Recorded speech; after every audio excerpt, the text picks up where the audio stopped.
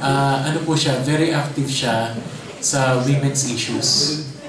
At marami din po siyang mga networks na NGO at saka local government units. So, kung interesado kayo, I'm sure si Consul General Silvia will be more than happy to talk to you. At baka, kasi kami ni Sir, hindi namin minsan alam ang usapang babae, baka mas makakapag-open up kayo kay Conjen. Kasi babae din siya. Sir, kung meron pa mga questions or katanungan or either gustong sabihin, ano pong pwedeng kontakan po? Iwan ko yung email address ko.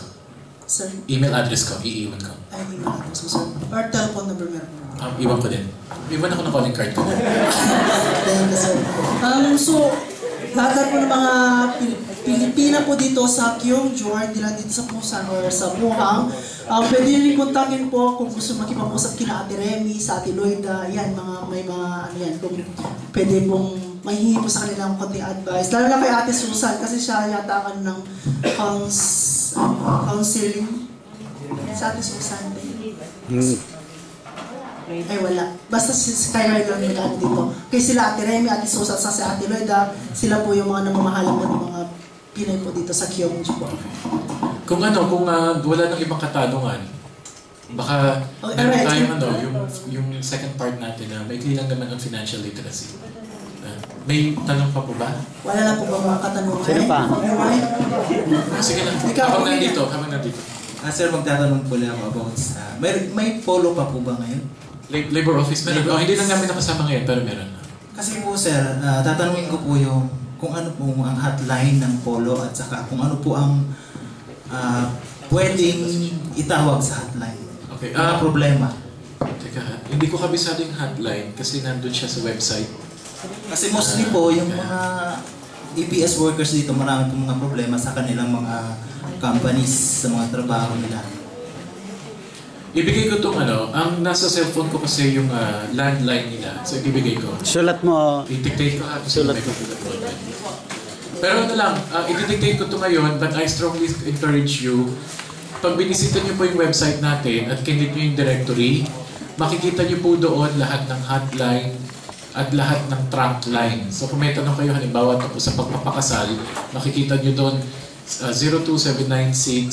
02796-7387 extension 110. So kompleto po yung directory natin doon. Number po ng Polo, 3785 3634 hanggang 35. Tapos ang isa po sa mga hotline nila, ibibigay ko po itong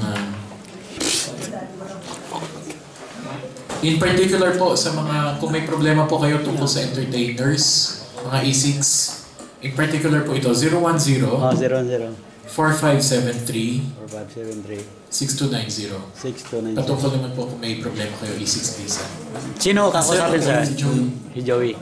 Pagkaulit. 010 4573 6290. Yung first po. Yung first, ito yung trunk line nila, 3785 3634 hanggang 35. Lahat po yan ay tungkol sa labor. Kung ang tanong nyo ay consular, iba po ang number. Makikita nyo sa website, kung tatawag kayo, marami kasi tao pag umaga, medyo timingan nyo ng hapon. Sir, ano ko lang po, itatanong ko lang po kung ano po ba yung mga problema na pwedeng itawag sa hotline. Okay. Meron po kasi tayong hotline, halimbawa na office hours, di ba? Pwede kayong tumawag sa hotline, pwede rin kayong tumawag sa trunk line. Kapag naman, marami nakakausap ko rin ng labor tungkol dito, kapag office hours at emergency, pwede nyo tawagan ng hotline anytime. Pero kung isa siya sa problema, halimbawa, na makapaghihintay the following day, we would appreciate it kung hintayin nyo yung following day. Kasi ang dahilan po dito, baka mamaya gamit yung hotline, may kausap na isang Pilipino na makakapaghintay naman ng tanong, baka mayroong talagang urgent na hindi makapasok. Like po bago pa lang po kami dito, 8 months pa lang kami noong 2007. Nagka-problema po yung company namin dahil may violation po na nagawa yung company namin, which is bali 4 po yung company nila. Mm. And then kung saan-saan po kami dinidestino, mga 8 Pilipino po kami. Fly booking, bawal yan. Opo. Kaya po, ako po mismo tumawag sa Polo. Mm. So nakausap ko po si, ang pakilala lang ba po niya sa akin, si Pat. Welfare officer natin. Opo. Wala na siya ngayon. And then yun na po. Okay pa siya, umuwi lang ng Pilipinas. Yun nga po, sabi niya po sa akin, tawag lang daw po siya sa akin kung ano po ang kasi tinawagan na yung employer namin. And then ngayon po, ang problema po sa nataon naman po na Saturday, Sabado. And then kami wala pa kaming kaalam-alam noon na pwedeng puntahan dito sa sa Gyeongju. Tapos yung nga namin, hinaharas na kami ng employer namin kasi sabi sa amin, kukuhanan na kami ng ticket dahil sila daw ang kumuha sa amin sa Pilipinas at sila daw din daw ang magpapabalik sa amin. Tapos ayun po, tumawag po ako sa hotline. And then hindi po siya nagpakilala sa akin, babae po ang may hawak. And then tinatanong ko lang po sana kung ano po ang pwede namin gawin. And then ang sabi sa akin ng babae, nagalit po siya sa akin. Actually. Ano sabi niya? Sabi niya sa akin, kung marunong daw po ako marunong po ako tumawag sa hotline, gumamit, ganun. Sa susunod daw po, yung mag-aral daw po ako kung paano gamitin yung hotline. Sinabi niya yun? Sinabi niya sa akin. Hindi niya pinakinggan yung sinabi kong problema namin. Kaya yun po ang ko. Sige. Kung bali on her behalf, hindi kami nang paumanhin. Siguro medyo siyang sinasabing punto na hindi niya nasabi ng maayos.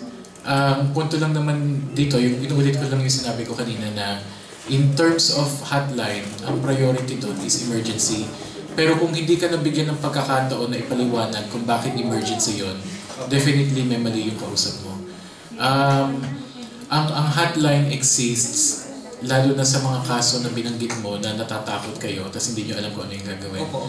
Ang dapat na ginawa nung sumagot ng telepono, unfortunately hindi ko alam kung sino, ipaliwanag sa'yo na ito yung pwede mong gawin at ipaliliwanag sa'yo na maayos kung pwede yung maghintay hanggang Lunes o kung pwede nang aksyonan ngayong Sabado. Yun yung dapat na naging flow ng conversation ninyo. But having said that, we take note na hindi naging magandang experience mo pagtawag ng hotline. Pasensya na kung hindi naging maganda yung experience mo. Magtatanong si Kuya Max. Okay, sino po ba magtatanong? Wala na po ba? Sir, magandang hapon po at kinagalak po na kayo ay nakapunta rito sa amin at isa pong malaking karangalan sa amin na kayo ay makapagbigay sa amin ng assistant katulad sa ngayon dahil kami po ay maraming kailangang malaman at ito nga yung benepisyo namin at katulad ko rin po na isang Pilipino rin na napagkatiwalaan ng kapilipino natin na bale po ito ay namatay sir nung nakarang taon. Ngayon pinadala sa akin nung asawa niya yung mga dokumento dahil bagamat may dumating sa kanyang pira na tulong, una yung sa community dito siguro sa Gyeongju at saka sa Puhang. Tapos yung, kasi dati ko silang kapitbahay sa Puhang. Ngayon, nung pangyayari na yon, may mga dumating na pira na hindi naman alam kung saan. Tapos ngayon ang niya, kung talagang yun lang bang makuha, kasi ang lahat yata 60 or 70 ganyan. Ngayon, ang tanong sir, dahil ang pagkalam ko nung dumating sa rito nakarang taon, December yata. Tapos, nung nirelease sila ng kumpanya is April. Kasi ang nangyari sir, legal sila punta rito, EPS sila. Ang main company at ang main company siguro nila sa sa borders na ng